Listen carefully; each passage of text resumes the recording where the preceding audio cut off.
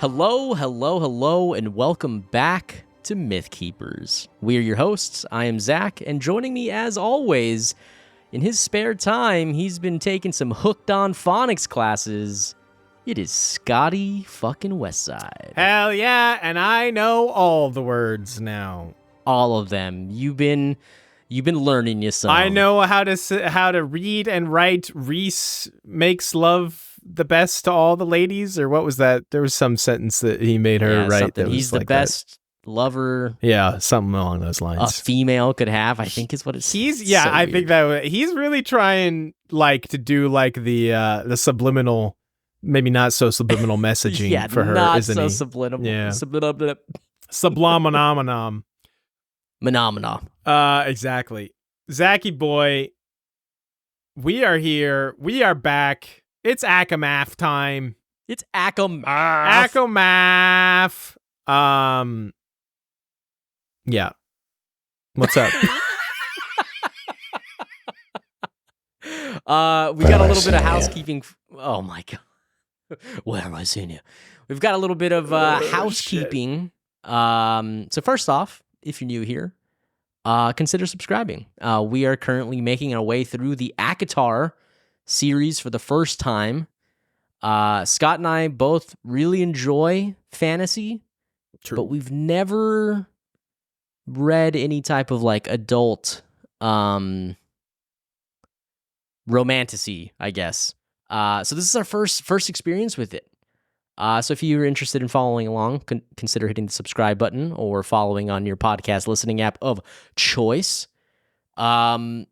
And a very quick note to previous or to our listeners: if you have been following through the book with us at the same pace, after last episode, Scott and I realized that we may have taken a little bit bigger of a bite than we can chew by starting off with 8 chapters.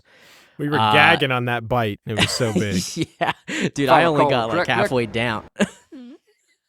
I only got halfway down the shaft of that before definitely. I couldn't. Anyway, yeah, so listen, this book is written, I think, a lot more densely than the first book. Is that a word? Yeah, sure.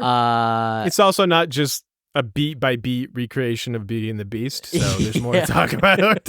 Yeah. So there's just a lot more to discuss in this book, and we're meeting new people and going new places, so we thought that it might be a little bit more appropriate to slow it down and take these in slightly more bite-sized chunks. So instead of doing 8 chapters like we had originally anticipated, this episode we are going to be discussing chapters 9 through 13, which will bring us to the end of part 1 of this book. And then we will let you know what our next chunk is going to be. Our good friend and listener of the podcast, Dom, is going to be sending us over a nice little book guide to help out with that. She's a big fan of the series, so we trust her judgment, and hopefully she does us proud. Check this out. Yeah, hell yeah. That... Love that you have that power now. I have the soundboard, and you have the ability to do fucking fireworks on your fireworks, video. Apparently. Yeah, that seems like something we probably should have been doing from the beginning, but what do you know? You live and you learn. Here we are. I feel like our chapter breakdown in book 1, although it was just we just kind of figured it out, it kind of worked, for the story. Yeah, as you pour yourself another drink, it certainly did. Yeah. You got a special going on there? Special 2 plums for 1. Take him to the farmer's market, baby. Yeah, so, by the way, before we do anything else, I would just like to give a quick shout out to our patrons. That is Jordan, Nathan, Jen, Allie, Chaz, Jenna, Terrence, Andrea, Emma, Kristen, Sarah, and Hannah.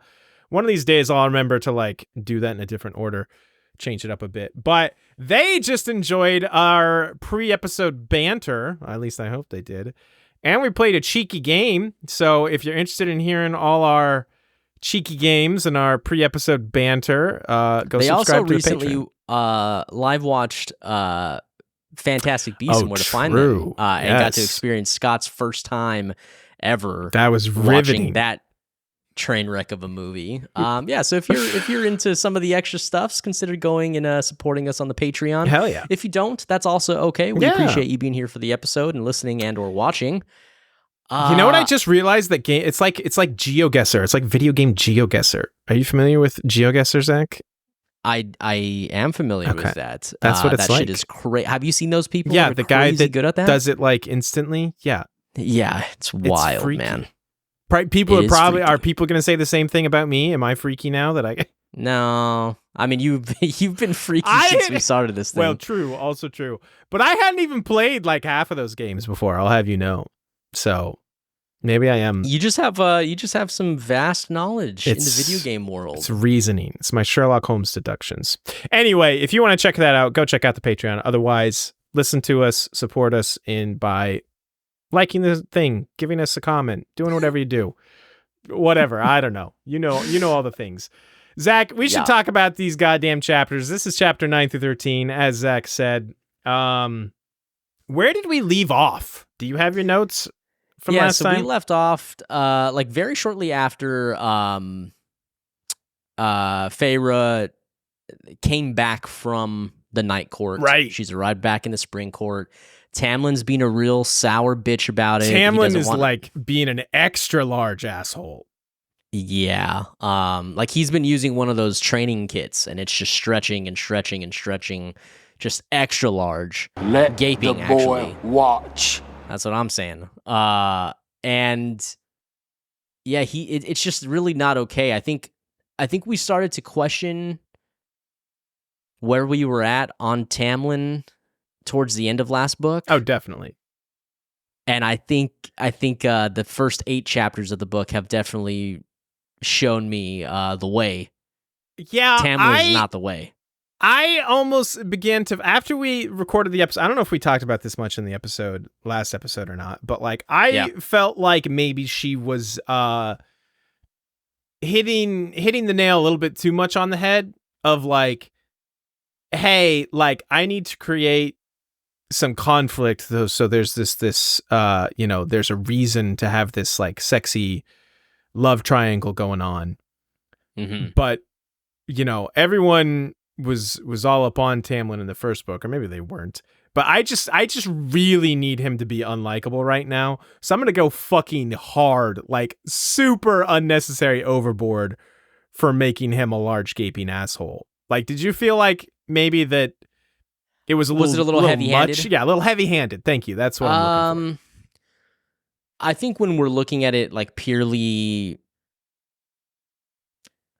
like storytelling beats and the introduction of this new man who can, be another potential love interest, and needing to make the audience feel that way, I can definitely see what you're saying.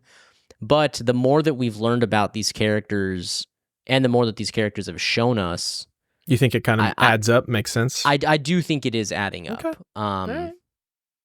Yeah. I mean, let's talk about it. Yeah. So we begin this batch of chapters. Chapter 9. Like directly after she has The dinner blow up, where she accidentally pried into Lucian's mind and maybe possibly burned scorched. the table. Yes. Yeah.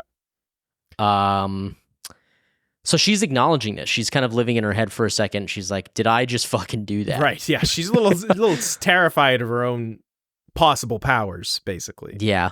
Dude, when you were a kid, did you ever just try to like to do a No, I never Kamehameha? tried anything. Or like try sure. to like do a key blast or like make fire, like control fire. Maybe it's not so much that. I think I tried to move stuff with my mind for sure. Oh yeah, That's a classic. Yeah, I still do. Zach's like, I still practice 3 hours a day, every day. I don't miss it. One of these days, that paper clip's gonna wobble. Mark Dude, my I would words. do it with the candle. I'd light a candle and I would try and make the flame like move. Flames move on their own, brother. I know, but I would try and make it like go a certain way or like get Okay. smaller or bigger. I don't know. I don't think I did that too Pretty much. adept with my skills if I were. Obviously, yeah. You're a real firebender. Hell yeah. No, yeah. A flamer. Some might call it a flamer. I like how Alice comes in here and kind of gives some context for maybe why Tamlin is being such a large gaping asshole, especially about the water wraith situation. And the water wraith, yeah. yes. Because basically what had happened was the water wraith was like, oh, we don't have any fucking food. I can't give you anything because the lake is empty. My sisters and I are starving. Feyre, who has been through starvation and has sisters, was moved and touched by this, so gave the water wraith jewels. And now Alice is telling her, hey, listen, I feel like Alice's understanding is kind of like, I understand why you did what you did, but also you need to understand that water wraiths are apparently cursed to be forever hungry. Yeah. And that the jewels that she gave them won't last them long. Like, I think she said they won't last a week, basically. But yes, she will never forget what she did for her or her kin. Right. The water wraiths will be in Feyre's debt, basically. Also, Alice makes mention that, hey, word is going to spread about what you did, though, because many fairies have gone through hunger recently. Yeah. With Amarantha's whole shit. So Feyre seems terrified by that possibility. Could that be a good thing? Could that be a bad thing? I don't know. I guess we'll have to see. And then they apologize to each other. And kind of. Yeah, kind of. You're not wrong. Yeah, so there's like this constant tension between Feyre and Tamlin. And yeah, it's kind of been lasting this entire book so far. Yeah, truly. He asks her, why do you think I have so little interest in being High Lord? And he says, oh, the paperwork, right? Too much paperwork. The it's so fucking much paperwork. Hell yeah. Honestly, though, bro, I would be right there with you, buddy. I fucking hate paperwork. Does anyone like paperwork? Someone surely does. Someone Amanda that's very likes paperwork. Okay, there it is. Yeah. People Somebody that that's are real very fucking... like accountant type energy. She did score very high on that autism test, so... That's right. I forgot about that. It doesn't necessarily have to have anything to do with that, but that was very interesting.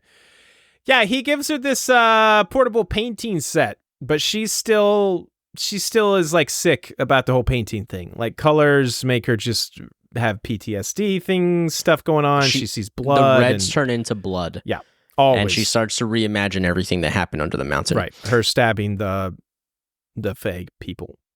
At the end of last book, Scott, you talked heavily about how that experience better have a lasting effect on Feyre.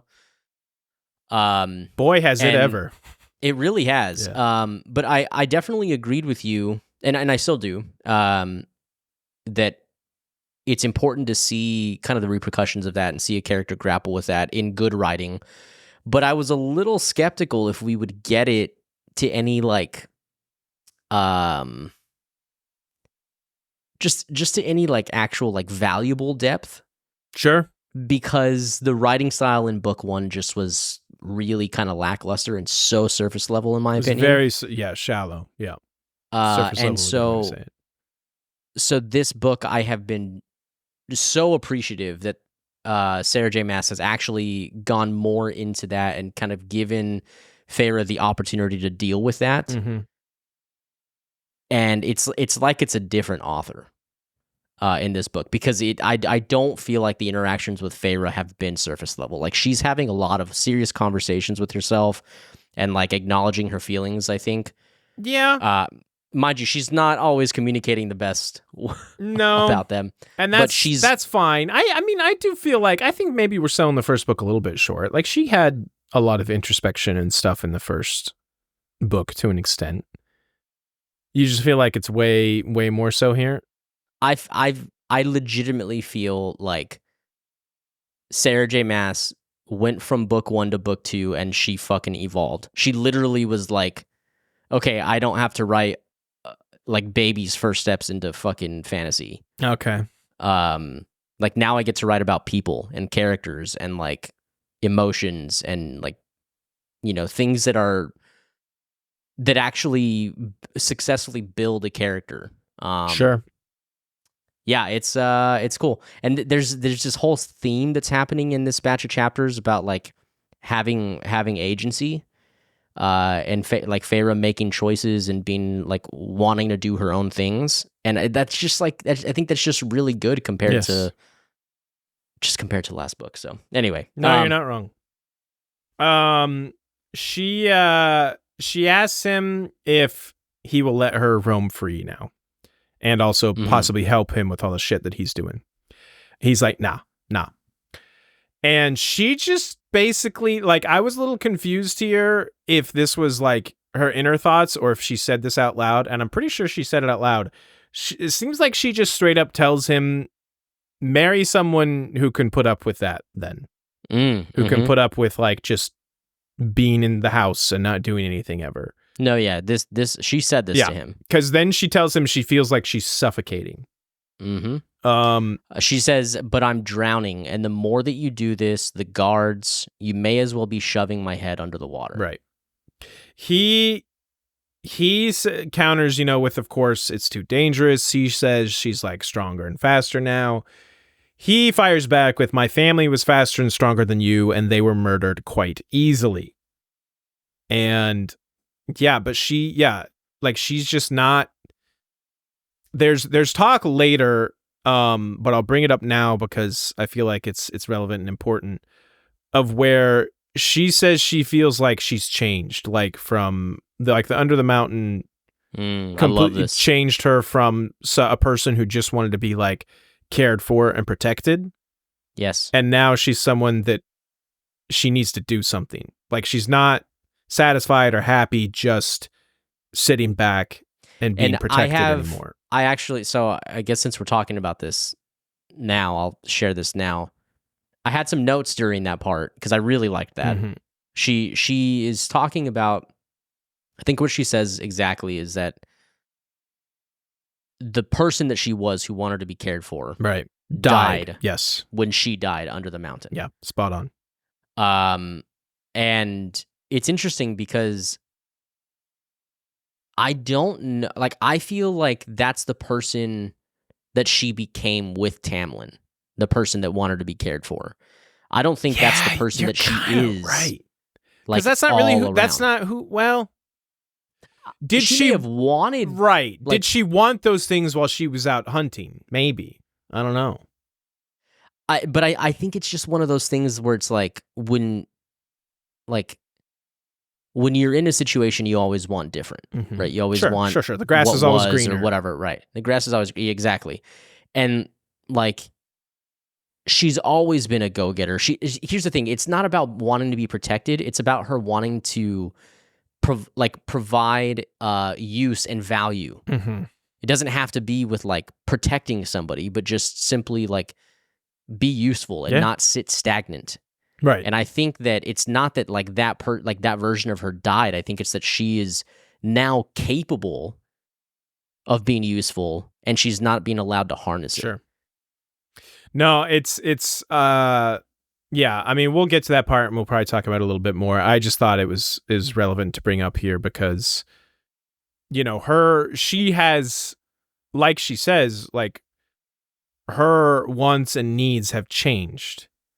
Yes. And she's trying to express that to Tamlin, and you could make the argument that maybe she's not doing a great job of that. Like, listen, I don't think communication is either one of their strong suits. Right. But he's not allowing her to, and is just like trying to stop the issue, like not even have a discussion about it. He's just smothering her. Yes, and that's what she tells him. And this, when she says like the drowning thing, this causes him to like lose his temper and like power detonate the fucking room, which is how this chapter ends, chapter 9. So I have a note here. I wanted to ask you, does he explode, or does she make the explosion happen and then like shell herself? I wondered that too at first, but unless we are just being misled by the writing, I'm pretty sure I went back and it said specifically his power exploded. Okay. So again, unless This is See, like I feel we like are it's being her. intentionally misled by what Feyre just is thinking or assuming. Yeah. It definitely said it was his power, and she instinctively like shields herself here. Well, no, Okay. it has to be his, because why would he then apologize to her? Unless he's like afraid of her, but I don't buy that. Yeah, I guess you're right. Okay. I wondered because Yeah, she no, is in no. this like weird stage of I like thought discovery. Yeah. Her Okay. powers, but with her powers combined, she's gonna form Captain Planet for sure. And have great responsibility or Yes. something like that. So chapter 10, yeah, she is like shielded, like an actual physical shield. Like we know she's learning the mind shield thing from Rhys. But she's got like this physical shield. The room's like destroyed. He is just like, why? That's what happened to the paint set. Yeah, the paint set gets turned into fireworks. Thank you for that, Zach. And he just starts apologizing profusely. He says, I'll try to be better. I can't control it sometimes. The rage. Today was just bad. Today was bad. See, this has to be him. Yeah, okay. Yeah, you're right. With the tithe, with all of today, let's forget it. Let's just move past it, please. She resists a little at first with like her shield up, but she eventually kind of acquiesces.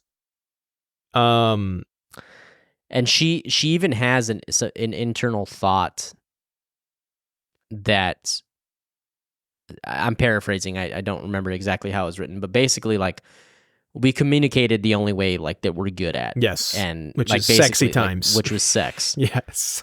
I think she's mentioned something about that later too. Like several times it's like the loving is good, but that's about it. Like their relationship is entirely physical. Yes, it sounds so unhealthy. Yeah, it's really bad. Tamlin says here, he has a line, I couldn't save you before, I couldn't protect you from them, and when you said that about me drowning you, am I any better than they were? So he's... No. Well, yeah, he's having a bit of a crisis, or... Listen, this seems very much like the, if I were to draw a very disturbing real world parallel, this is like the drunk, abusive partner that's like, after the fact when they're sober, like, oh, I'm so sorry, and then they turn into a victim? Yes. Exactly. Tam is... hate that shit, dude. Just... like such a shitbag. Please give me more time. Let me get through this. Please get through this. I'll try to be better. Yeah, you'll try. Just be better, fucker. Yeah, and then it goes on to say Tamlin worshipped her body morning and night for days. Things were good enough. Quote. Yeah, it's just not okay. My man. exact writing in my notes is Tam doesn't stop apologizing for days and bangs her day and night to make up for it? ? It's like, it's this kind of like, okay, I know that people don't like, the fandom doesn't like Tamlin. Yeah, seems that way. I would hope not, honestly. Yeah, I would hope not. But did you just cast a spell on me, dude? yes. I was just covering your yawn. But I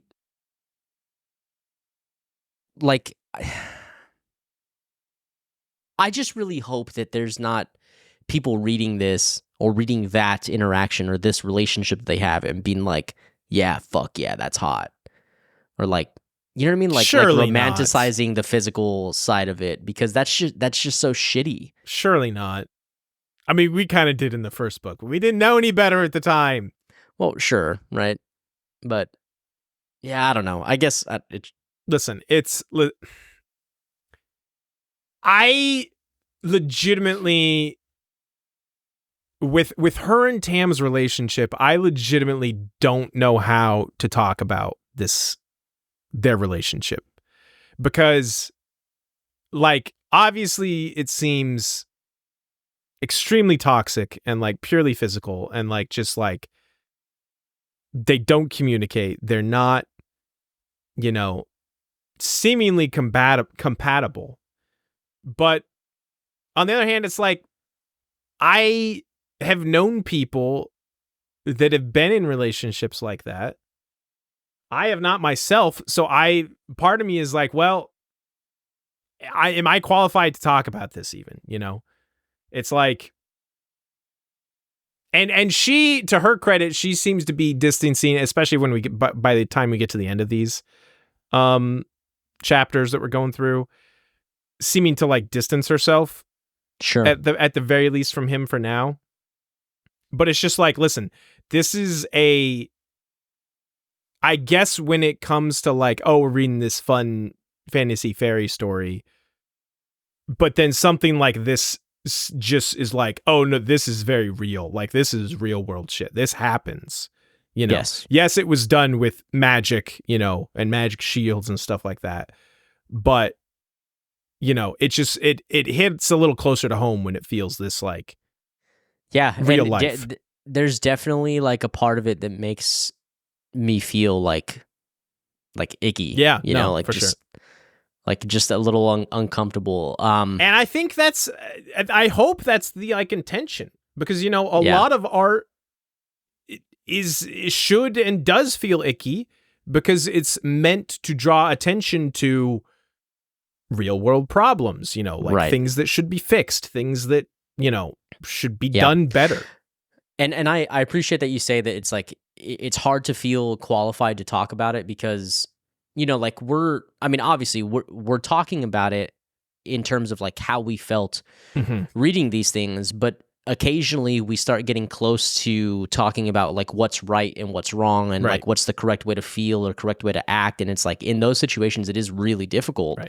Because you're right. I mean, you said it, but like we don't know. We're talking about it as like we have this God perspective, of like, oh well, you should be. This is terrible. You should get out. You should do this. It's like telling somebody who's depressed to just like, well, why don't you go for more walks? Yeah, why don't you just stop being depressed, bro? Yeah. Like, listen, I guess stop thinking about it. I guess what I'm trying to say is that listen, I am not a relationship therapist or like psychologist by any means, and the shit that they're going through is like, especially we're seeing this mostly from Feyre's end, so for her it's just like, yeah, it like sucks, and I would not want to like be in her shoes at all. Like, it seems like it's super messed up, but like I said, I appreciate the progress that she does make. Like, it's taken some time to get there, but I am hoping and hopeful for the rest of this book that she is finding a way to move on. You know what I'm saying? So 100%. Anyway, so she has spent her time beginning to start distancing herself from Tamlin. She's been spending her time in the library. He's also gone a lot too. Right. And he has like loosened the guards around her. And they're still reporting to him. Right. But they also like, he never mentions like the shield that she conjured. Like her powers are like never brought up or discussed. Mm-hmm. Yeah, he's super dismissive about that. Yeah. Never happened type of thing. But she starts practicing. She's practicing her reading, writing, the mind shield that Rhys is teaching her. And I think it says something about she tries to see if she can do that like physical shield again. Yeah. My next note is that Rhysand arrives. Yep. Okay. Tam is pissed. Mm-hmm. And he gets in Rhys's face. Apparently when he does this, he brushes off a speck of dust. Rhys does, yeah. Yeah, Rhys brushes off a speck of dust from Tamlin's sleeve or something like that. And Feyre admires the nerve it took for Rhys to stand there with Tam's teeth inches from his neck. I would have bleated in panic. At which point, Rhys says out loud, "No, you wouldn't have. As far as your memory serves me, the last time Tamlin's teeth were near your throat, you slapped him across the face." I love that line. Oh my God. As far as your memories serve me is very good. Listen, Fucking cheeky little asshole, dude. giant breach of trust, first of all, but that's pretty good. Yeah. That's pretty funny. Yeah. So he Tam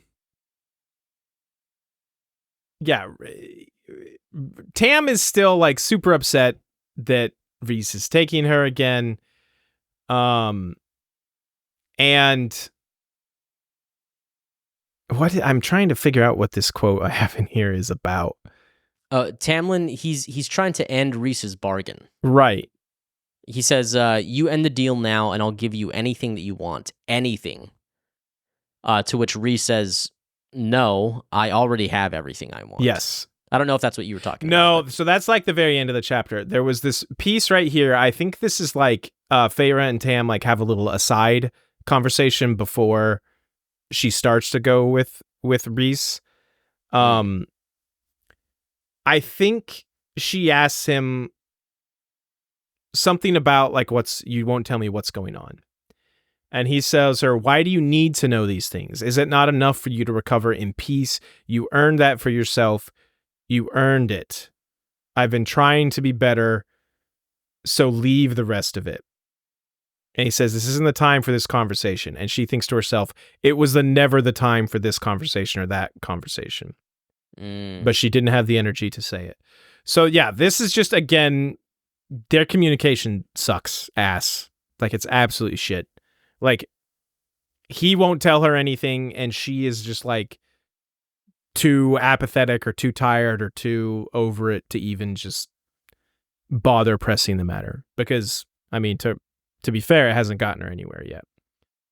So I wanted to ask you thoughts on a specific thing here. So Tamlin's saying, you end this deal now and I'll give you anything you want. Anything.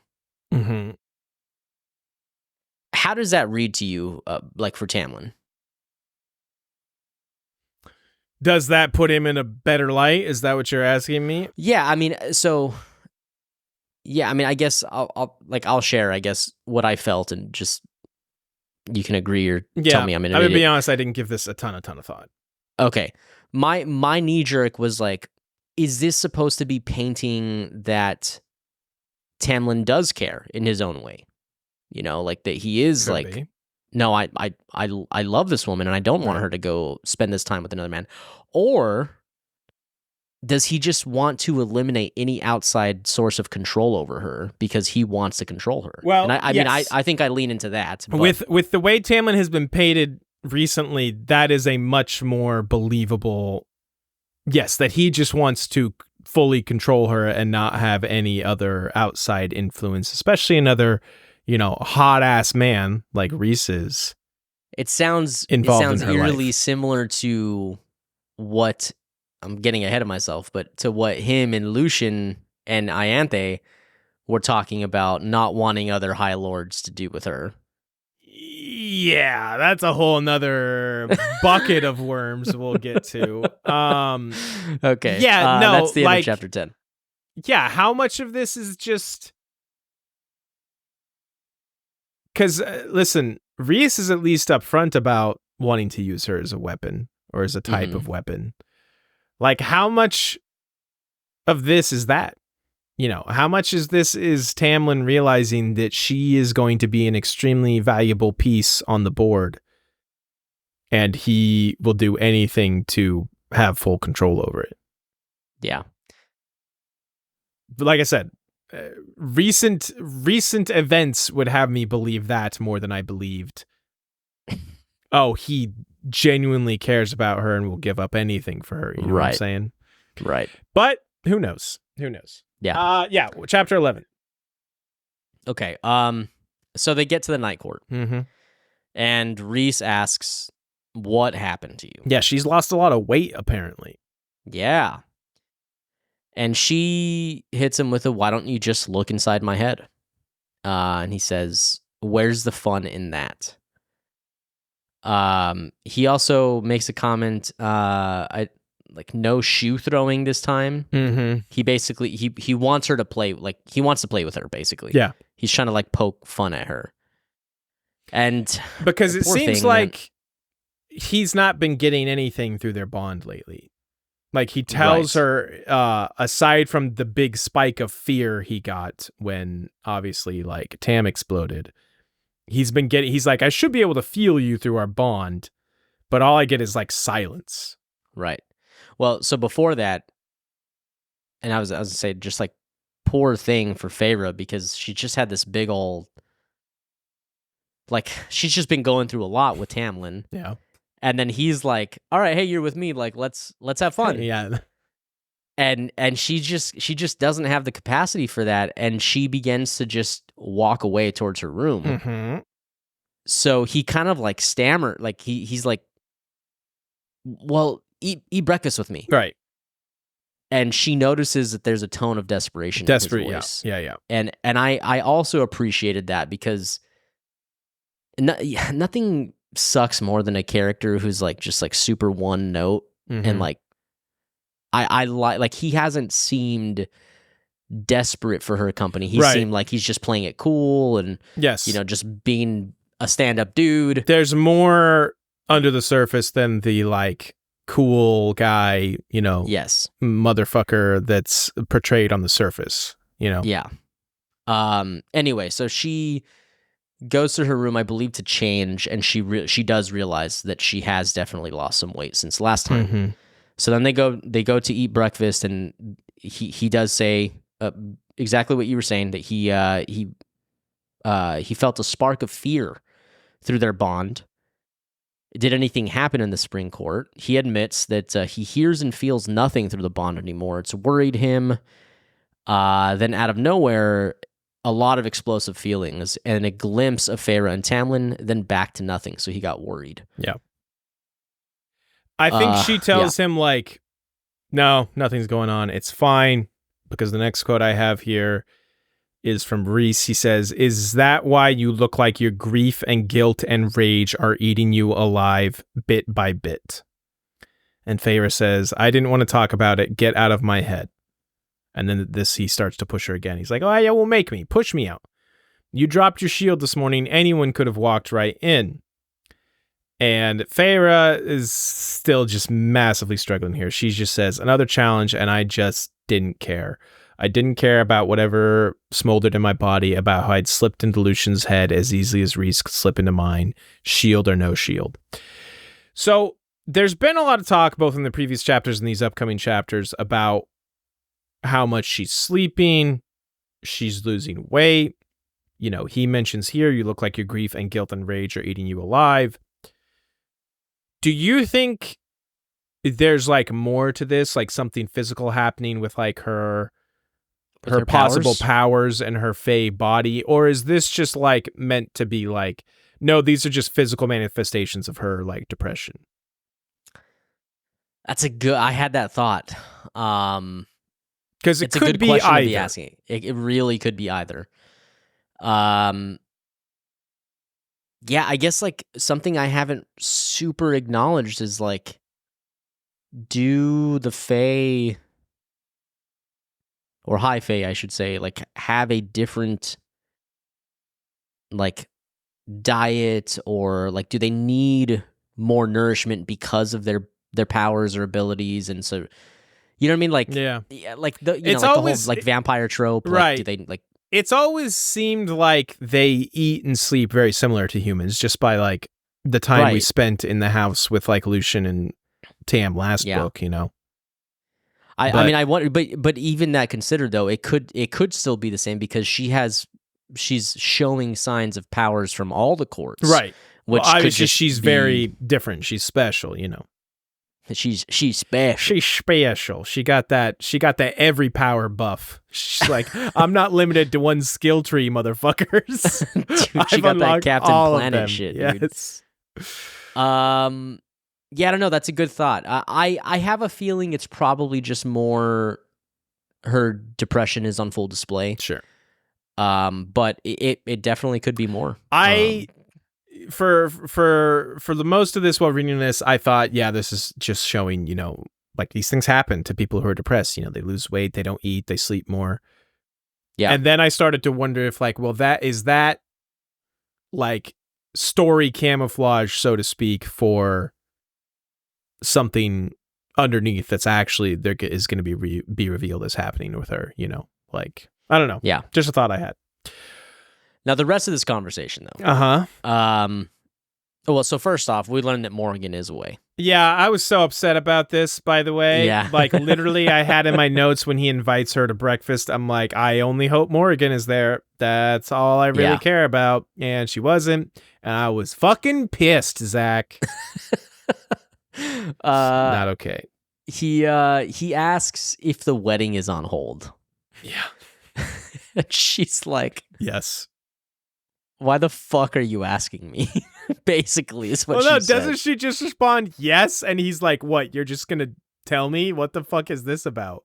Yeah. Like, yeah. You She's never like, just but tell why me are you things? asking me questions? Yes, that's to what which it is, you know the answer to. Yeah.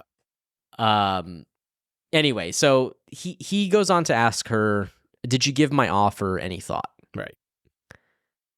And she says that she doesn't want to help. Mm-hmm. She doesn't want to be a part of it. She goes on to say that you say I should be a weapon, not a pawn. And to me, they seem the same. The only difference is who is wielding it. That's good insight, Feyre. It's a good line. It's great insight. It's also like SJM does a good job of like humanizing some of these like big picture thoughts like that.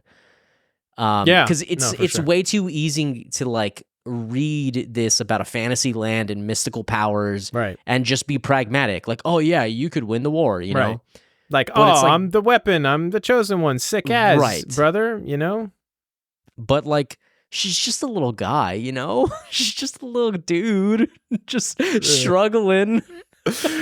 True. Yeah. He pushes back against that though. He says, I want your help, not to manipulate you. And he's like mad, like whether that's from like her calling his ass out correctly or he's offended. I think it's more he's offended. I think so too, but it certainly could be either way. Sure. And she says, you want my help just to piss off Tamlin. And he kind of he kind of recognizes that his chickens have come home to roost on that one. He's like, listen, everything I did under the mountain, I kind of deserve that. He's like, fair, I get it. Yeah. But no, I do actually really need your help. Yeah. Interesting. Man, their interactions are just so much better than than hers and Tamlin's, bro. Yeah, slightly. Listen, I think Rhys is just a much better character than Tamlin. Like, we can argue the like morals of both of them till the cows come home, but at the end of the day, chickens coming home to roost and cows coming home. I'm showing my farm really extensively today, aren't I? Hey guys, Scott grew up on a farm. Everyone fucking knows this. Surely I don't they know. They do. But they know now. Yeah. Anyway, he was also homeschooled. Nay. I fucking hate you. He hates dogs too. Why? This is why I don't let you fucking drink, because you just do this. This has nothing to do with no, I think it does. Here, let drinking. me Mind crush. Yeah, you're done. Mind crush. I mind crushed you. Wait, that was Solar Flare. That's not even the same show, by the way. So yes, he's a more interesting character, and the conversations are much better. Here again, proving that Rhys tells her, I was a prisoner in he's talking about Amarantha, her court for nearly 50 years. I was tortured and beaten and fucked until only telling myself who I was, what I had to protect, kept me from trying to find a way to end it. Please help me keep that from happening again. To Prythian. Dude. So yeah, he is laying it out here. And Feyre, this is her inner dialogue. Some distant part of my heart ached and bled at the words, at what he'd laid bare. And here's it's hard to quit those relationships type thing coming back. But Tamlin had made exceptions. He'd lightened the guard presence, allowed me to roam a bit more freely. He was trying. We were trying. I wouldn't jeopardize that. So I went back to eating, and Rhys didn't say another word. Dude. It's like, fuck. It's just too real, man. So I'm saying, I was like, again, this is just too real. This is too... Yeah. I don't know that I want to go back to reading fantasy after we do this, or to reading romance after we fucking read this series, because I just don't want to deal with real stuff, man. Yeah, listen, it's so tough because it's hard when something is like well written and it makes you really hits you and makes you feel things like this. But there's also some part of me where it's like, man, I read fantasy and watch fantasy and do these things to escape that shit, man. Like, yeah, dude. Like, I want to read sad shit about stuff that can never happen, like somebody dying for their honor and dragons and their fucking dire wolves. What, people can't die for? Wait, people can't die for honor in real life? Is that what you just said? No, dude, honor doesn't exist. True. Don't tell Ned Stark that. Well, he's not in real life. Don't say that. Like, yeah, no, you never say that. You know what? You're right. Yeah. So he starts. So that's like the end of that conversation. The next day, I think it is, he starts teaching her again the reading, writing, and mental shield practice again. But he quickly realizes that her ass has been practicing, and she is much better. She skips a couple belts. Yeah, she is much better at all of them. Yes. So the next day, he basically leaves her some books and a note. Nice little note on her pillow saying that he has to go away on some business. He's standing on business, Zach. And that's that's not kind of the end of her time there, right? Is it? No. Yeah. So she begins to read a book, and she starts to have some feelings about like she's actually kind of the way that I got it was that she was enjoying some of her like just time to herself, to like be away from like the issues that be. Yes and no. She's the very least fine that she enjoys reading. Like since her painting hobby is kind of exploded, literally and figuratively. Yeah. At least she's finding a new hobby. So good for her there. Well, I mean, that's kind of like why, like when somebody finds a new hobby, like that's a good way to like distract yourself and just like let you be with yourself. Sure. But then later she says specifically like that's the last thing she wants is to be left alone by herself and with her thoughts again. So, but she says that reading the book. So I guess it's really the hobby is what I'm saying. Is like, sure. It's a place of like peace for her because it helps her feel less alone. Sure. No, that's fair enough.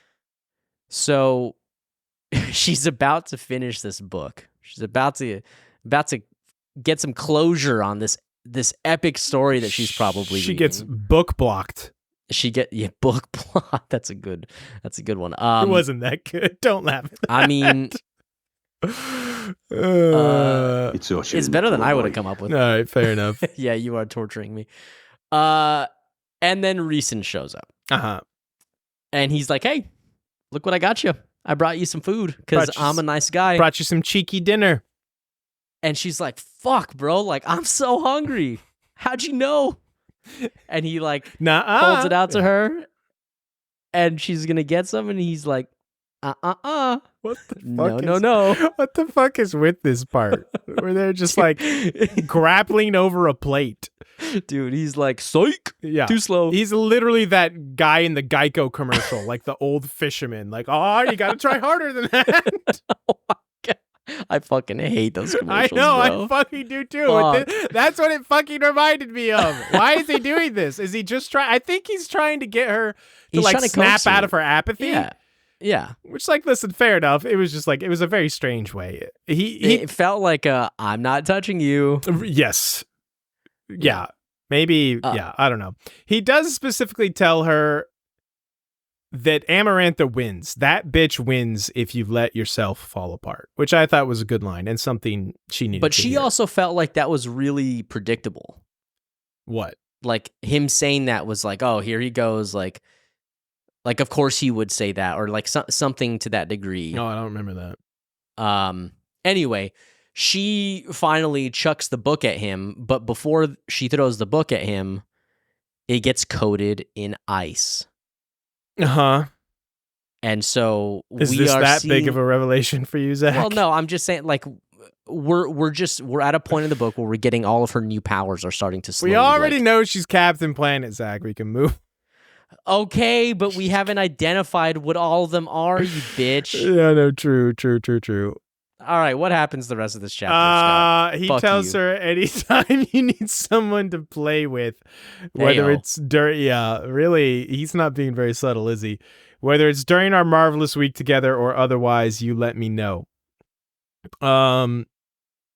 He's like, hey, next time you need a booty call, Yeah.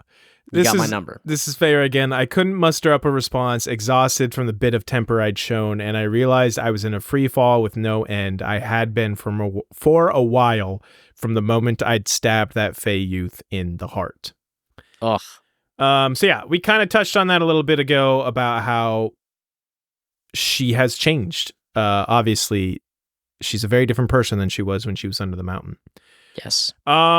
When she returns to the spring court, she can tell Tam is in full angry protect mode. He protect, he attack, all that stuff. And Rhys leaves her with a little bit of wisdom. As he leaves, he just tells her to fight it. And that's it. So they first off, they question her again. Yes, they put they her do. through vigorous questioning. Yeah. And then there's a line specifically that I want to call out here Okay. that I fucking hated. Okay. Protect. Mm-hmm. The words I heard in my head during every thrust into my body that night. Oh, Jesus. I think I deleted that line from my memory. Jesus, dude. That's so disturbing. I absolutely hate this relationship. Oh, boy. I definitely glossed over that line or... Brother. Yeah, deleted it because that's yeah.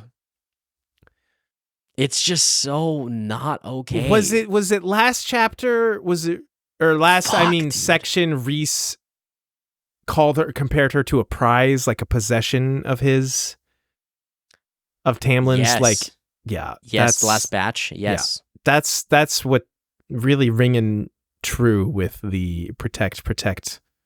Oh my god, dude! That's it just, a big. Like, it that's hurts a my yucky. heart, dude. That's a Yeah, yucky man. from me. Yeah. Did you have anything Ugh. else from chapter 11? No, I didn't. That was just fucked, and I needed to say it. Okay. Yeah, she's not allowed out of the house now. Like, she can't even go out along the grounds with guards. There's some nameless threat that no one will tell her. I think she tries to get Lucian to tell her, but she instantly realizes that he feels bad. He wants to tell her, but like, because of his loyalty to Tam, he cannot. Yeah. And she kind of drops it. Tam and Lucian go to deal with whatever this nameless threat is, and Ianthe, how did we pronounce this? Ianthe? Ianthe. She comes. Ian. Ian. Right. Ian comes to babysit her, and I'm fine with calling her Ian because I am all aboard the Ian is the most evil character bandwagon now. In this book, yeah. I do not trust this bitch at all. Like, not even a smidge. For I was already questionable when her reaction when Rhys showed up at the wedding. But like everything that happens, I think it's this chapter, is just like, yes. Yeah, no, Ian's out. I'm not sure if Ian was ever in my good graces, but if she was, she's officially She's out. She's out. You know damn well what I mean. You know damn well what I mean, Ian. You're out. So Feyre's been reading a ton again because they are off taking care of business, standing on their business. But when they return, there's a very interesting moment where Feyre sees Lucian's red hair. Yeah. And goes into this like instinctual state because she is reminded of Amarantha. Red hair, yeah. And she begins to transform. Her fingers turn into claws. And Lucian notices this and is like, He's like, hey, you're a robot in disguise.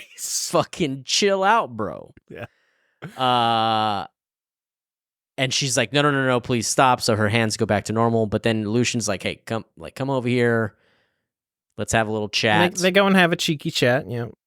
Yeah. And it's actually a pretty short chat between the two of them. It is pretty short, but basically he's like, listen, I am going to talk to Tamlin about training you. He says your powers are going to manifest no matter what we do. So the least we can try and do is control them, basically. Right. And yeah, does anything happen between that and then said conversation? No, not really. There was one thing I wanted to call out that was a little before this conversation. She's talking about that all the people that were like in the mansion before have been sent away. And she's like glad for the silence. But there's this part here where she says, I knew Tamlin liked having them around, knew some of them were indeed old friends, knew he liked the manor being full of sound and laughter and chatter. Yet I'd found all they talked to each other were like sparring partners, petty words masking sharp-edged insults. And I was just like, it's just not a pleasant environment. And I can see why she wants them gone. And I'm like, these are Tamlin's friends? Like, listen, maybe that's just the way fairies do things, but I mean, it's doing things, but they're at court. You know what I mean? Like, this is the High Lord's house. I guess. You know? But that's part of it, is like this does not feel like, I'm sure Feyre, this does not feel like a home for her, you know? Right. Like we'll see later, it's something very different. It's like a prison. Right. You know, so I did have the thought when I was reading that. I'm glad you called that out. I'm kind of skipping around a little bit, but this is more a thought on the writing, not really what's happening here. I would like to be a part of some of those conversations. Like, I would like for us to be able to hear, like, what are these people talking about? Like, what type of like verbal, jutsu are they using on each other?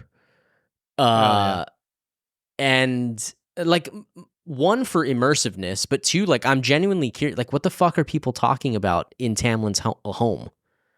You know, like, I feel like that environment could be insightful to like the happenings of this place, you know? So it just seems like a world building opportunity that was not included. I disagree, but I'll tell you why when we get to the end, when we get to our chapter wrap up thoughts.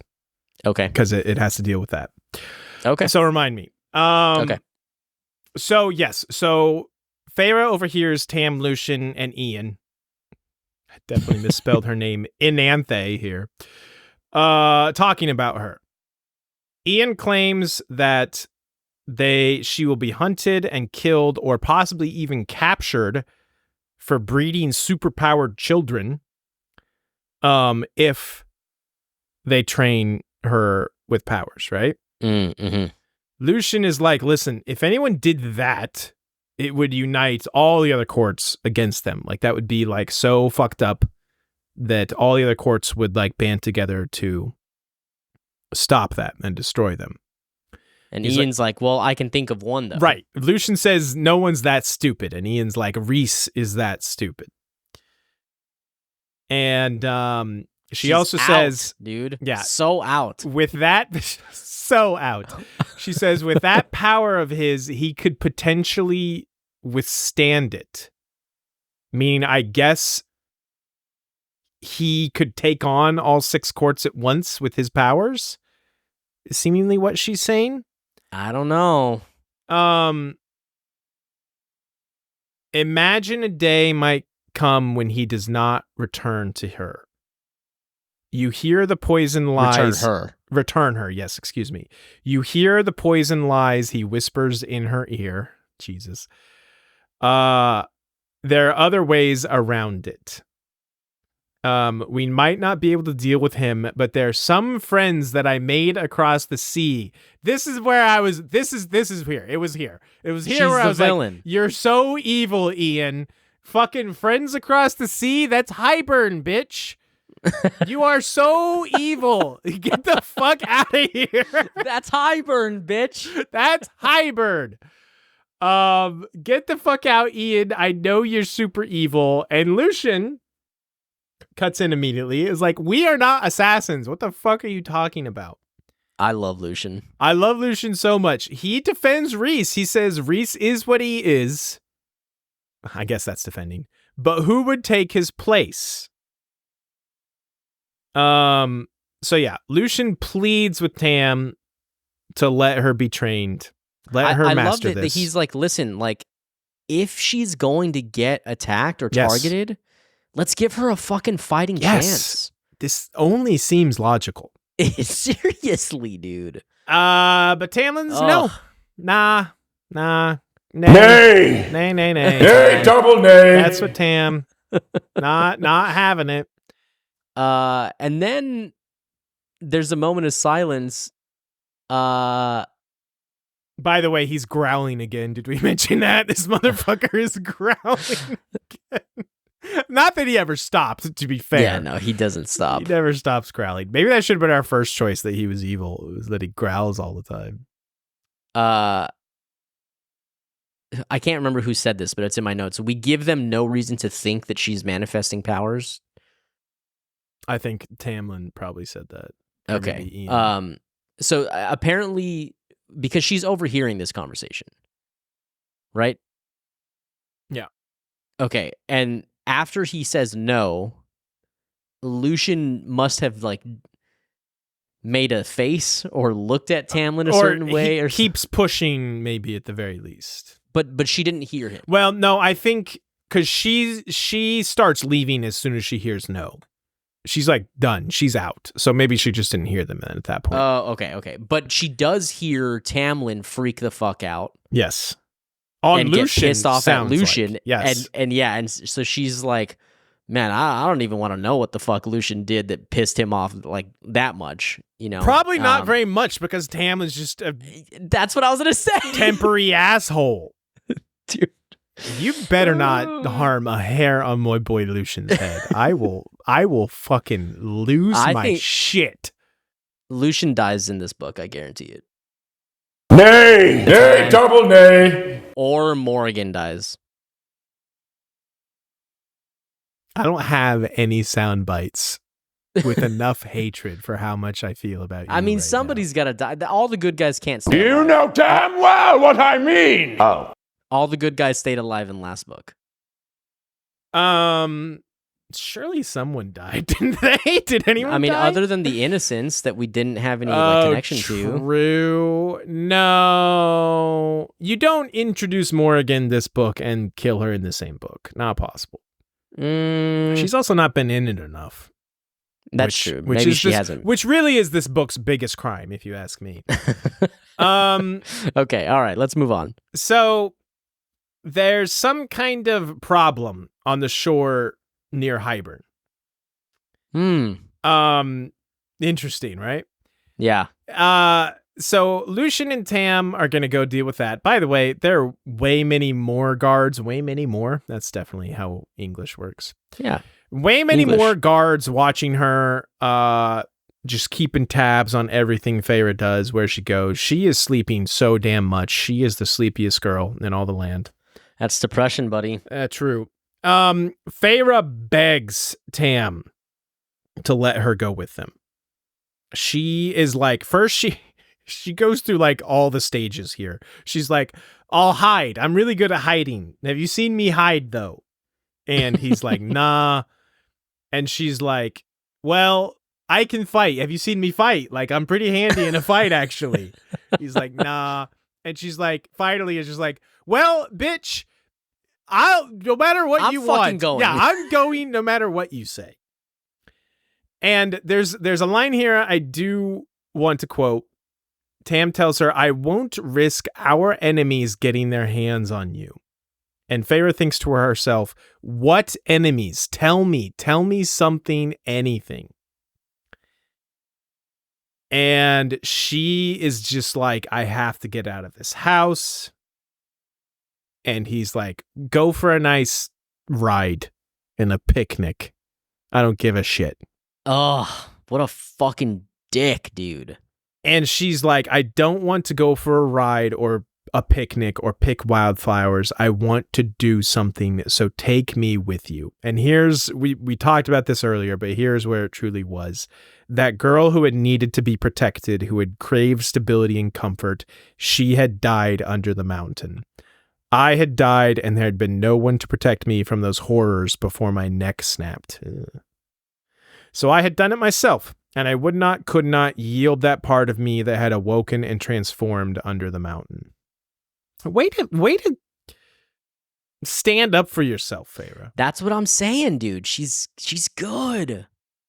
Tamlin had gotten his powers back, had become whole again, become that protector and provider he wished to be, but I was not the human girl who needed coddling and pampering, who wanted luxury and easiness. I didn't know how to go back to craving those things, to being, she used the word docile, which is like, Jesus. Yeah. Yeah, that's good stuff. Isn't I know we already talked about it, but isn't it this interaction too where she acknowledges her detest for using the word please? Yes, yep, it is. I really liked that introspection from her. Like she doesn't want to beg. Yes, no, for sure. It's interesting because there had been a lot made of at the end of last book, and I feel like in the beginning part of this book, about how the idea of her keeping her human heart, how she had a Fey body, but she had kept her like human heart, so to speak. Right. But now she's almost putting forth the idea that she has transformed and, you know, become someone different entirely since Under the Mountain. So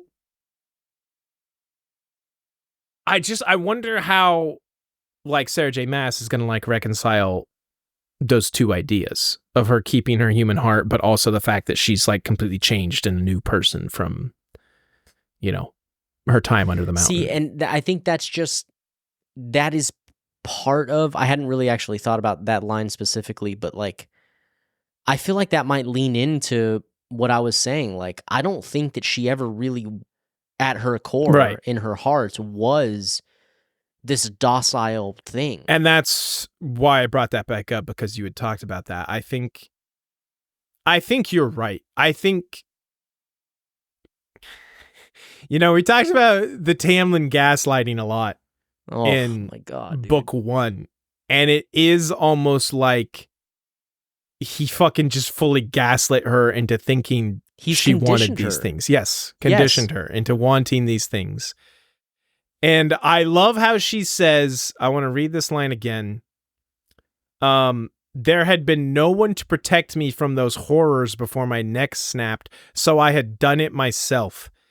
And I could not yield that part of me that had awoken and transformed. So she's basically saying like,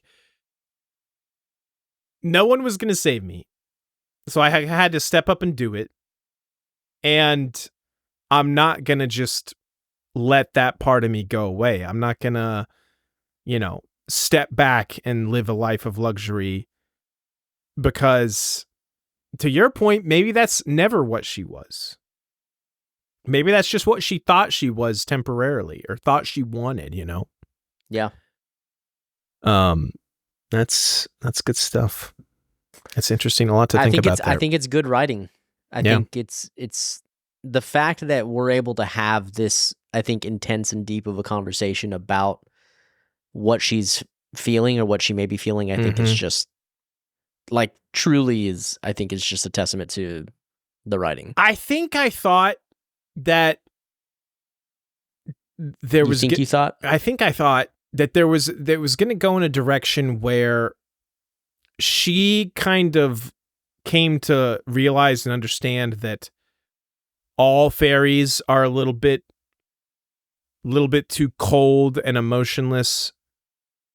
And that's why, Rhys kind of, told her, hey, be glad of that human heart you've got, that kind of thing. But in this book, it seems like Rhys is way more, like, hey, embrace your new. Right. Has more emotions. Well, no, not so much that. Has way more emotions, like, closer to what she has, and he can appreciate them than I thought he was going to have. You know what I'm saying? Does that make sense what I'm saying? Like, no, yeah, it does make sense. And maybe he's just really good at, like, faking it and becoming friends with her or what have you. Maybe he's manipulating her too, man. Maybe he is manipulating her. Listen, that thought has crossed my mind. Like, you always got to look out for the twists, the twisty twists. But I guess I just figured that all of them were going to be very kind of distant and emotionless, at least the High Fae.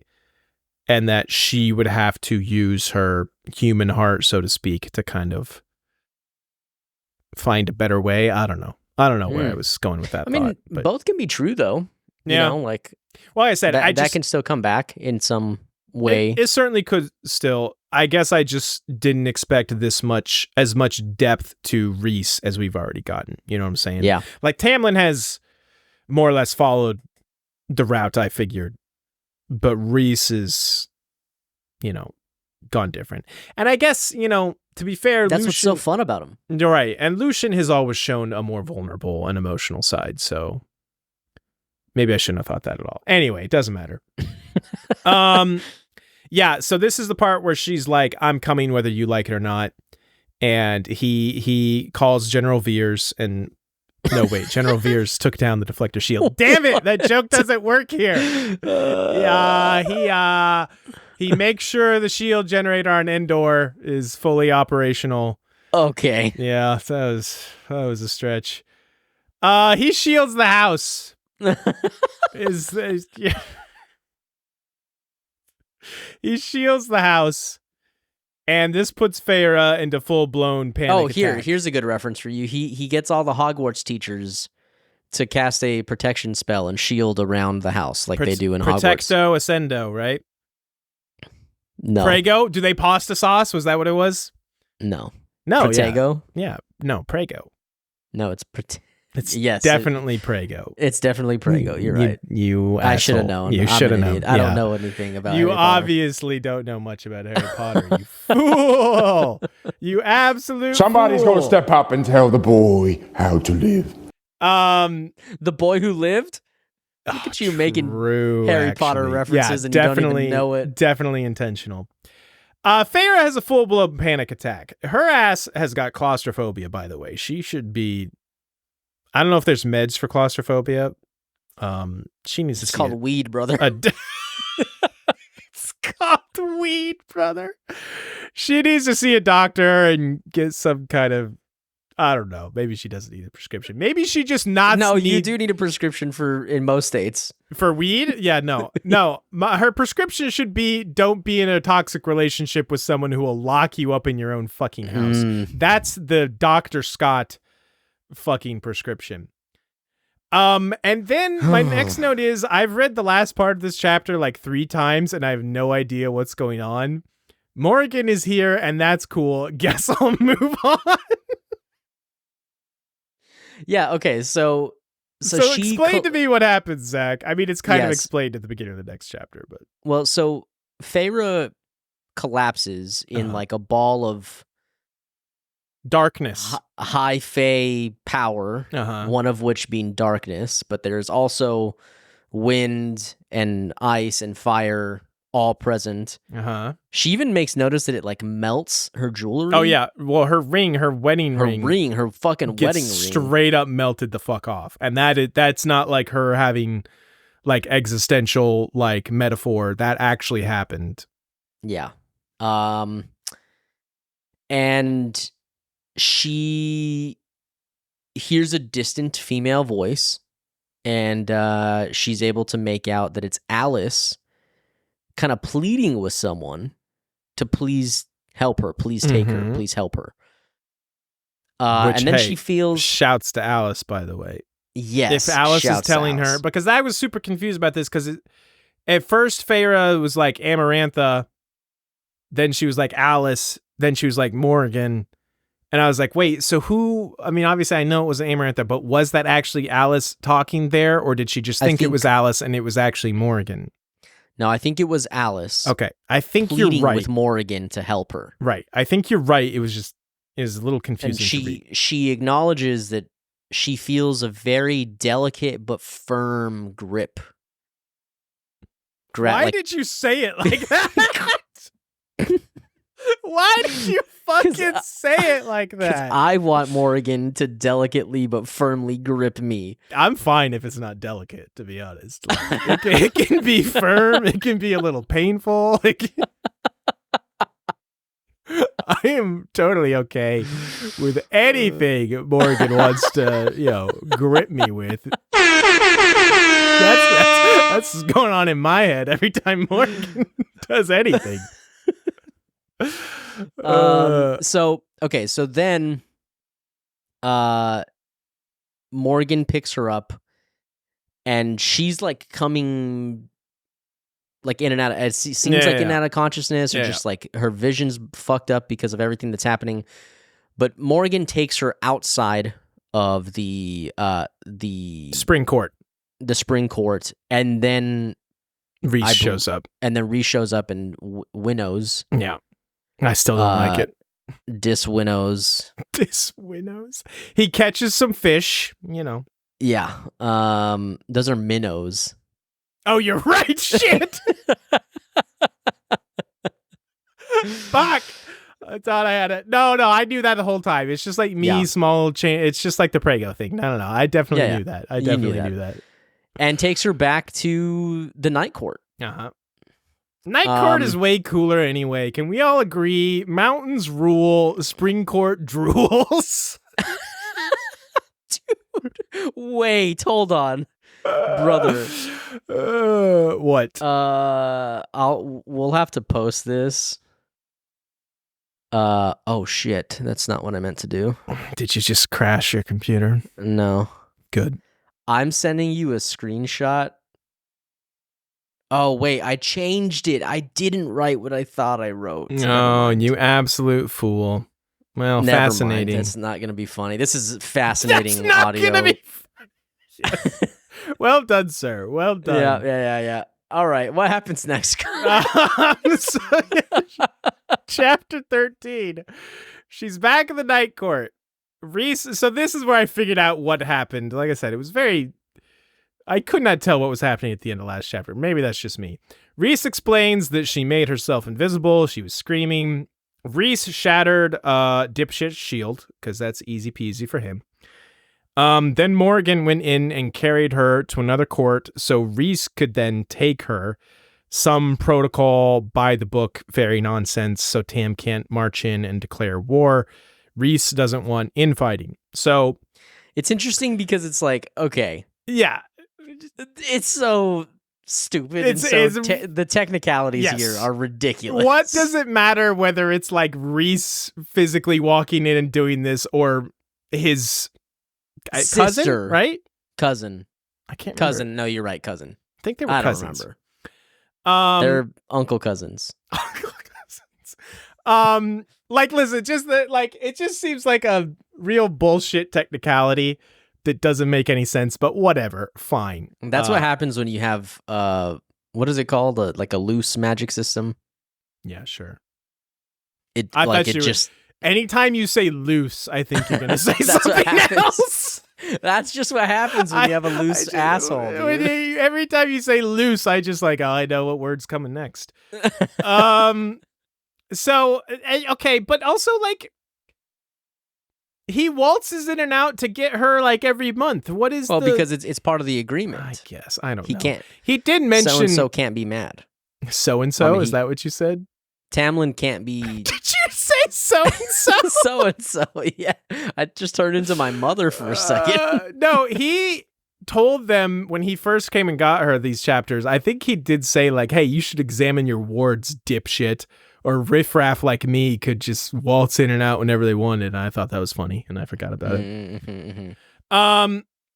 Rhys tells her that she can stay as long as she wants, but that she only needs to say the word and he will take her back. So already big points for Rhys because he's not keeping her in a fucking cage like someone we all know and don't love.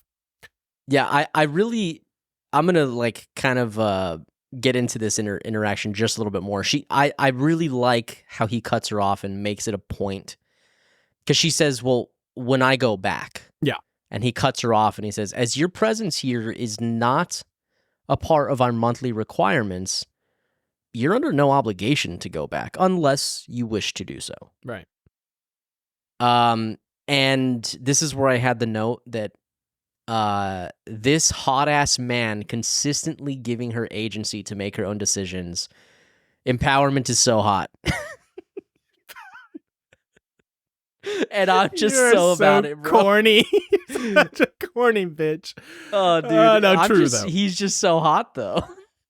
I only have eyes for Morrigan anymore. Like, I gotta be honest. Like, Any Morrigan? Any Morrigan. Rhys, and Rhys is old news. I'm sorry, what? Nay! I fucking hate you. I fucking... You know I need damn another one of well these. what I mean! That's what I should have pressed there. So, Rhys tells her, I made you an offer when you first came here. Mm-hmm. Help me. And food, shelter, clothing, all of it is yours. Work for me. I owe you anyway, and we'll figure out the rest day by day if need be.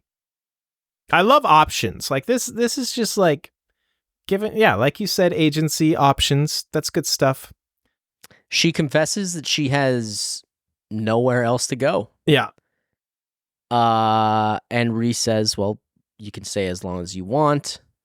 And if you want to go back, you just say the word. Right. And she specifically says that she can sense the truth in him. Like she knows he's telling the truth about that.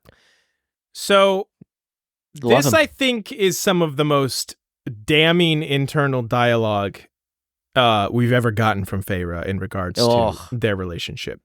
Yes. She says, Tamlin would be furious. He'd shred the manor apart. But he'd locked me up. Either he so deeply misunderstood me, or he'd been so broken by what went on under the mountain.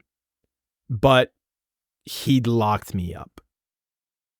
And this is where she just out loud tells Rhys, I'm not going back. Not until I figure things out. And then she feels this is where it's like confirmed she melted the shit out of that ring. Her thumb brushes over the vacant band of skin where that ring had once sat. That's, yeah, either, again, so I appreciate that Feyre tries to like maybe give him some benefit of the doubt, is like, listen, he's either deeply misunderstood me or he is also possibly completely broken, like I currently am, by what went on under the mountain. Yes. But either in which way, case we need to figure our shit right, out. Exactly. Either way, he'd locked me up. So we both need to figure our shit out if that is the case. Yeah. So good on her for, like I said, giving him the benefit of the doubt and putting a possibly out for Tamlin in there. Because that could still be the case. You know, maybe we'll get the turn that his ass is also going through some shit and he's not an absolute scumbag that we think he is, you know? I mean, I know. Yeah, Zach just made a face. I mean, listen, I'm with you. I'm absolutely with you. Nay. Double yes. nay. Nay, double nay. But that out is there. There is that possibility. Yes. Because listen, Feyre is going through some shit. She has just sunk into it in a more apathy, depression sort. Maybe he's just lashing out more and is equally broken, you know? So there's a specific line in here, and I think you said maybe part of it, but I had note. I really liked it. It's part of this internal dialogue. And she says, if I spend one more minute trapped in that house, it may finish the breaking that Amaranth started. Yeah. Good stuff. That is good. She hopes that with time, Tam will come around. Maybe he'll deal with his own fear, she says specifically. I think that's very good awareness from She's just Feyre. so much better than he is, dude. Fuck. True. She talks with Rhys about her possible powers and which High Lord they would come from. You probably took more notes on this than I did because you're obsessed with her Captain Planet powers. Zachy, did you have anything dude, here? how did you know, dude? I just know these things. Okay, Come on. yeah. You So were like, earlier you were like, and she iced the book, bro. Like, the book was... It had ice on it. It was ice. The book was like ice. The book was ice, before she dude. threw it to him. So yes, I know. Yeah, okay, so so speaking of which, because you're a fucking cunt, and I do like this stuff. I can't, dude. He chapped my lips. That's one of her powers. She has the power to chap lips. That's definitely the summer court, dude. Yes, for sure. All My dehydrated lips are ass. fucking chapped right now. It is summer as hell out here. Yeah. Okay, here's the power breakdown, okay? I knew you would have this. I fucking knew it. Well, you fucking know me, bitch. True. I love this shit. So she assumes that the darkness stuff that's coming from Rhys and his court. He assumes so. Oh, darkness comes from night? No way, Wow. Feyre. Jeez. So night is darkness and mind stuff. Mind stuff. Spring is the the wind? beast form. No, is right. the- Yeah. Like transfiguration Summer and is strength. the wind, right? No. Day. Is it day? Yes. So winter is ice, summer is fire, and day is wind. And then she asks, well, what do the other courts give me? And he's like, well, you're going to have to just fucking figure that shit out yourself. Yeah, thanks, Rhys. And then she pal. does ask about winnowing. And he says that it isn't actually tied to any specific court. Right. It's that's more about the interesting. power that you possess and about training, like learning it. That had definitely seemed like a Rhys specialty before. I thought it was too. Maybe Sarah J. Maas just changed her mind. It was like, actually it would make things convenient for me if they could all if do everybody could just teleport. Although, listen, that didn't seem to work for J.K. Rowling, if you ask me. But I think disaspirating is a little too broken, and she forgets about it sometimes. But what do I know? Disasparagusing. Yeah, exactly. Okay, so Rhys says, again, you can stay as long as you like. Why don't you rest for a few days? I've got to go take care of some shit. I'll be back before the end of the week. Mm-hmm. And she asks Rhys to take her with him. Maybe a little bit quick on this parallel, but obviously paralleling the conversation that she has just had with Tamlin. And she asks please again and hates that she begs. Hey, so she has to say it, yeah. Listen, Feyre, it's just politeness. You don't have to hate being polite so much. Yeah. And I like that he hesitates and he wishes that she would stay. Instead, I think he actually first says, like, don't you need a rest or something? And she's like, I'm fine. Yeah. And he says, okay, if you come with me... no going back. Yes, you will have to swear to not speak about what you see. If you tell anybody, people will die. My people will die. You'll have to lie about it forever. Basically, I'm paraphrasing, obviously. Right. But if you'd rather not have that between you and your friends, then stay like here. That he says friends. Mm-hmm. And she hesitates for just stuff. a moment, but then she does say, take me with you. I won't tell anyone what I see. I won't tell him. Yeah. She realizes that being alone with her thoughts and kind of just wallowing in her depression is not going to be good for her right now, that she needs to take action. So and yeah, then she's like, so where are we going? yeah, hell yeah. And he says we're going to Velaris, the city of starlight. So this is where that bitch Tamlin stole that pool of starlight from. I knew his ass was evil. I fucking knew it. Dude. When he had those galaxies rubbing on his taint, he was just like, ah, yes, the freshest starlight that I stole from Velaris or wherever the fuck ever. So yeah, then they Then he minnows them somewhere. He goes on the fish trail. Yep. Thank you for that. Uh-huh. Yep. Yep. And they find themselves in the foyer of a very nice house. A home, Zachary. A home. A home. That looks lived in. This house was a home that had been lived in and enjoyed and cherished.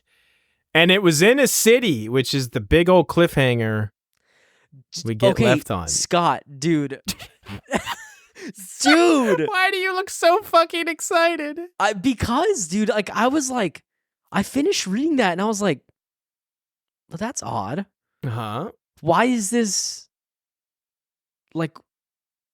Right, why is this a cliffhanger? Why is this like a reveal? Yeah. He just said we're going to the city of starlight. Like, yeah.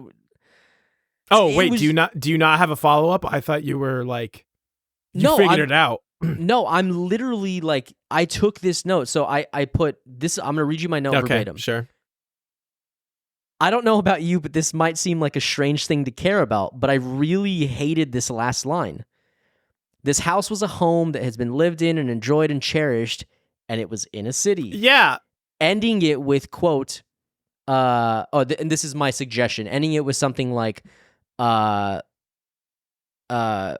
weren't in starlight, but instead in somebody's home, would have left it with like more sense of wonder and mystery. Like, oh, where are, like, but why is it like the fact that it's a city significant when we already know they're going to a city? Yeah, listen, this was exactly when, right after I read that line was when I texted you and I was like, hey, have you finished reading yet? Like, it's a little anticlimactic where we're gonna lead off, buddy. I feel like the choices in the last two chapters are a good natural endpoint. No, sure. But yeah, like, listen, hey, the first part was the house of the beast or some shit like that. Uh-huh. So now we're in a house, which is the next part of the book, like the house of, right? Like, aren't the parts of this book named like the houses of some shit? Probably. I didn't read them. I don't read spoilers, Zachary. No, I'm just kidding. Yeah, listen, I'm glad we're getting the reading guide from Dom, because I feel like we could probably use a little bit more like, hey, these will be good places to start and stop. But this is fine. Like, listen, like, we had plenty to talk about here today. We probably, could have shortened up the first episode and still ended here. But either way, Zach, what are your general thoughts about this section? My general thoughts are, overall, I enjoyed this batch of chapters. Very insightful into our characters. Oh yeah, Tamlin sucks, Rhysand rules, Lucian is tight, and I want more to gently but firmly hold me to. Yeah, I have no notes. That's all accurate. Yeah, if I had one big criticism and critique is that we got like 2 sentences of Morrigan, and I'm just not okay with that. I'm just earlier you said that you disagreed with one of my... Okay. So this could be just me, but I feel like now I almost... Hold on, wait, what did I say that you disagree? With you wanted more about something, about the people just in the house or something like that? Yeah, and I want to clarify. It's not that I wanted it like here necessarily. Oh, okay. But like, if this is like what it's like being in the Spring Court, like living in that house, like there's people moving around and talking and chirping at each other, like show us some of that. That's all. That's really all I meant, is like give us more imagery of like what that looks like or sounds like. Fair enough. My takeaway is that I feel like it has taken a little bit longer than I would like to get us to this point. We are 13 chapters in, and, you know, I don't know what percentage of the book that is, if that's a quarter, probably, or whatever it is. But it's just felt a bit... Calling it a prologue is probably more extreme than I'd like, but just like, I felt like, oh, now we can actually do some shit. Now I understand there's been a lot of like important and needed like character setup and development for Rhys, for Feyre, for Tam, but I can't shake the feeling that I feel like I wish we had gotten to this point a little faster. Because now I'm like very excited about seeing what's coming next. Whereas before, I've just kind of been reading through going like, okay, this is all like good. Like the character writing, like the meaning behind things, like the insight. But I'm kind of just over like what's happening. The status quo here, as it were. Where it's just like her going to Rhys once a month, learning to read, and Tamlin being a shithole. I can understand. I think that that's valid. Let me start by saying that, because I think the biggest, we've talked about this at length, but like the biggest obstacle in book one is just the extremely simple A-B interactions. Right.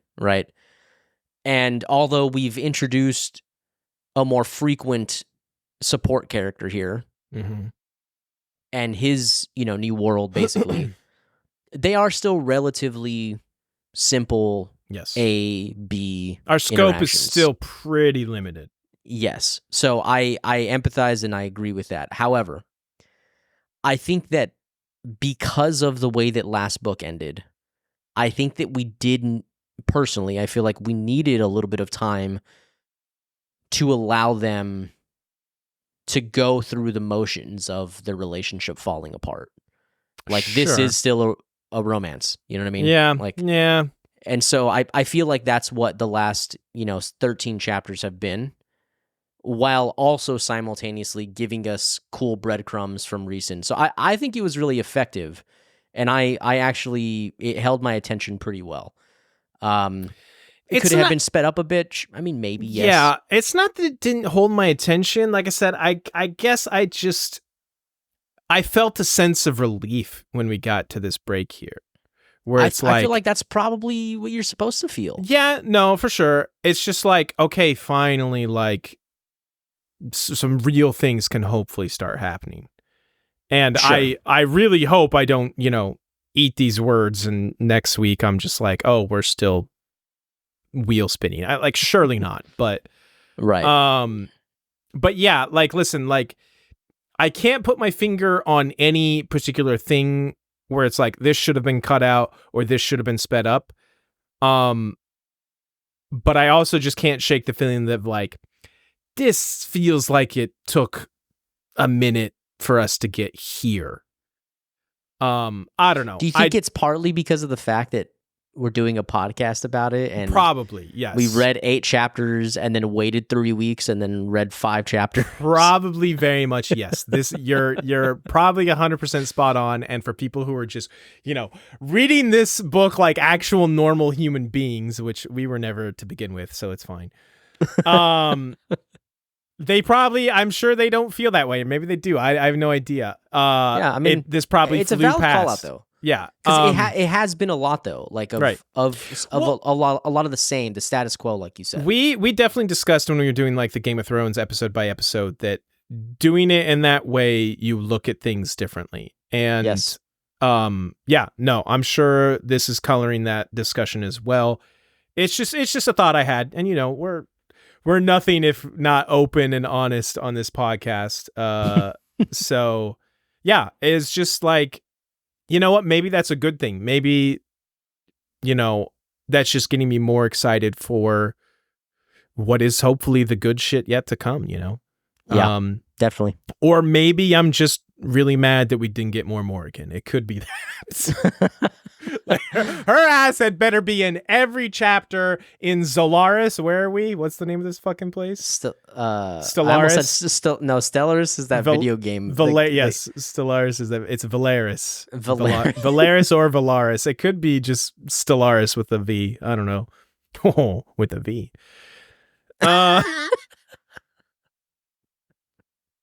I love that you just made your own joke and then laughed at it real quick. I didn't mean to.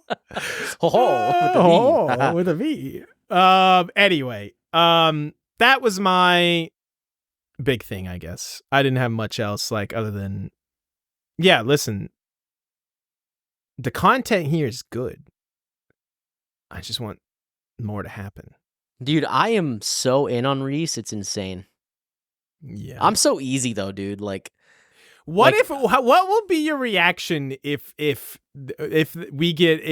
she's pulling the razzle dazzle on us, the old razzle dazzle that we love so much, and Rhys is like a piece of shit and manipulating her? This is manipulation at its finest.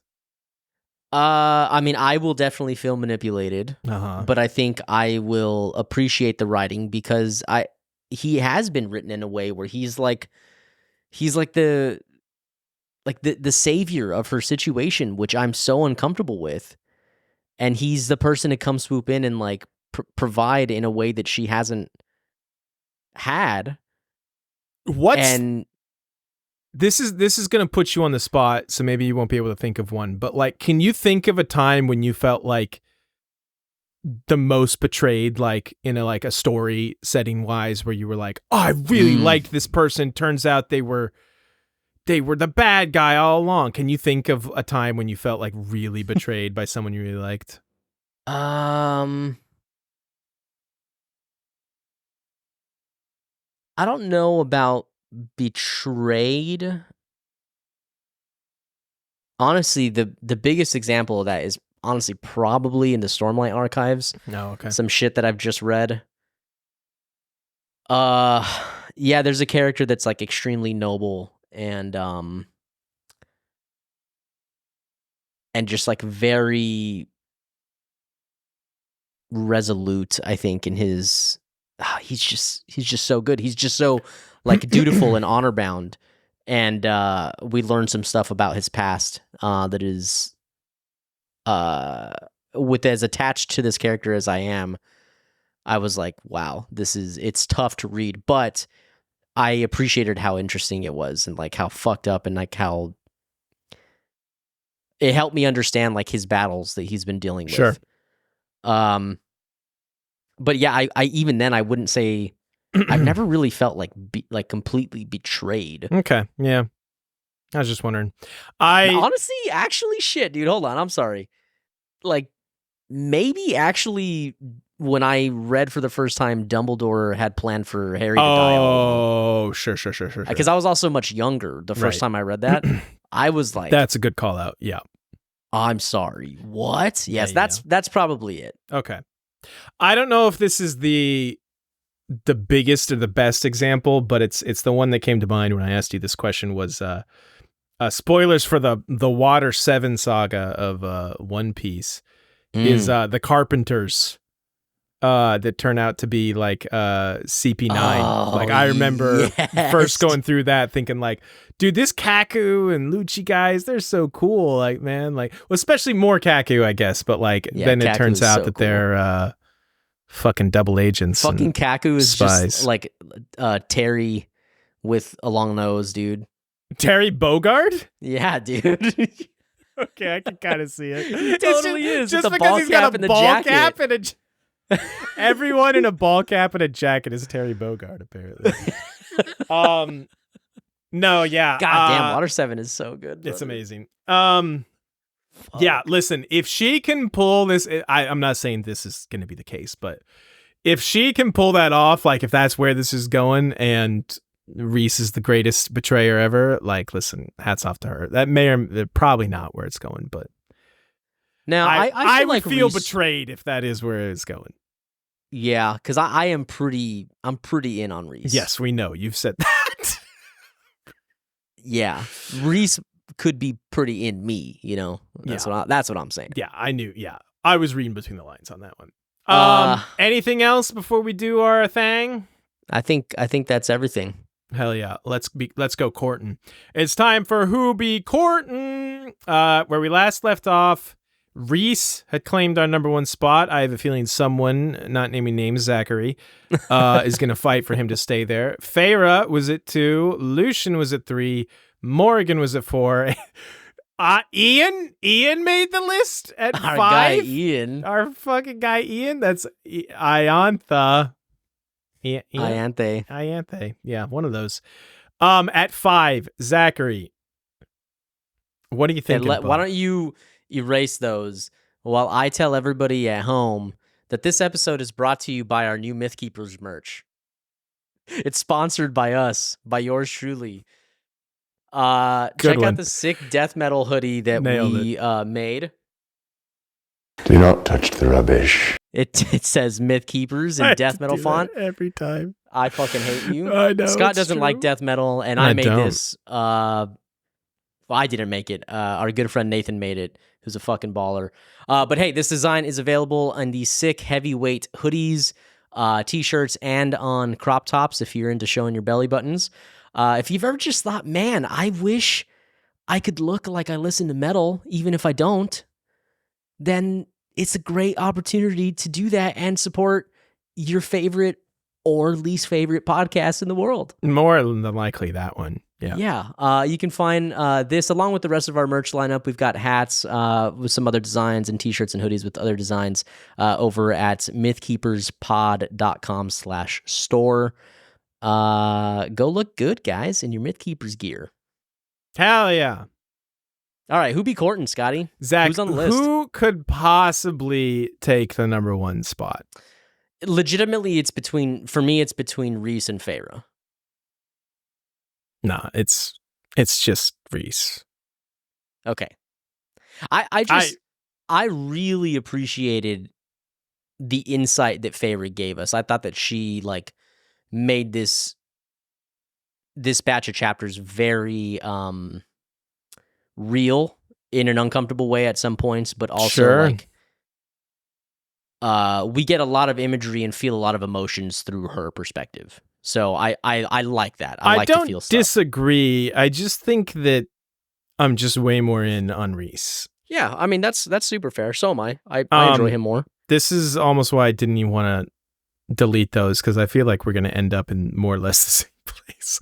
Well, so here's the thing is, A, this was a shorter section of chapters, and B, it's just... We still don't have many new characters. Still don't have many characters. Yeah. So even though Morrigan was in 2 sentences of this, I kind of want to put her at 3rd because she came in clutch and got Feyre out of there because of the technicalities. The next 3 are Morrigan, Lucian, and then Alice. I think you're probably right. Are we forgetting anyone, though? No. No, because nobody else exists yet, dude. Are you sure you don't want to put Tamlin on this list? We need a separate list for that guy. What list would that be called? Who be cuntin', dude? Who be Get it? Because it's like courting.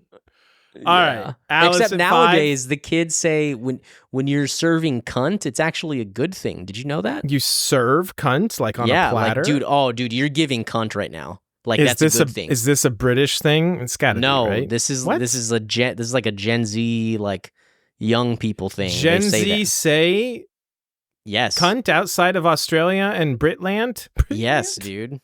Or they say if you did something kind of sassy and badass, they'd be like, "Oh, that's that was so cunty."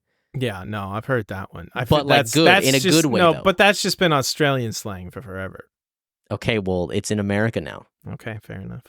You know, serve up some cunt. It makes me uncomfortable when you say it like that for some reason. All right, yeah. Listen, Alice didn't do much, but she did just enough to exist at 5 in this. So for those counting along at home, she also pleaded with Morrigan to take Feyre and save her. And she told her about the water wraiths, and that was about the extent of her thing. So that is Alice at 5th place, Lucian at 4th place. Maybe this should have been 3 places. Morrigan at 3rd, Feyre in 2nd, and Rhys at number 1. Who be Where he courting belongs. is not nearly as like argumentative or exciting as Thronin was. Yeah. Listen, Maybe we should narrow it down to like just our favorite character or Well- our top 3. well, listen. If more characters don't get introduced in Stellaris or Velaris or wherever the fuck we are, I'm gonna lose my mind either way. So Mhm. it'll be bad one way or the other if we don't get more characters. Fair enough. Scott will not be happy. It's torturing the poor boy. That's Sarah J. Maas will be torturing me. Yes. So Hell yeah. So you think it's just shadow powers are from the Night Court, and then I fucking that's hate gonna you do so it for much. us here at the Mythkeepers podcast. We appreciate you guys for watching and listening and following along and doing that whole thing. And guys, if you like the kind of conversations that we're having, we're also doing this every week, talking about House of the Dragon as it is currently airing. Hot So if D. Some Fun hot times. D. Yeah, if you guys are watching House of the Dragon, be sure to tune in to Mythkeepers. We are posting Monday evening, so the day after that the show has aired. So you guys have a chance to watch the episode, and then you guys can listen to our thoughts on it and talk about what we think. Talk We would about love what if you we did think. Talk about what we think and thought and saw and felt and all the good stuff. Hell yeah. Yeah, we'll talk about Captain Planet powers and all that good stuff. Anyway, we love you guys. Thank you so much for watching and listening, and we'll see you guys next time. Bye-bye.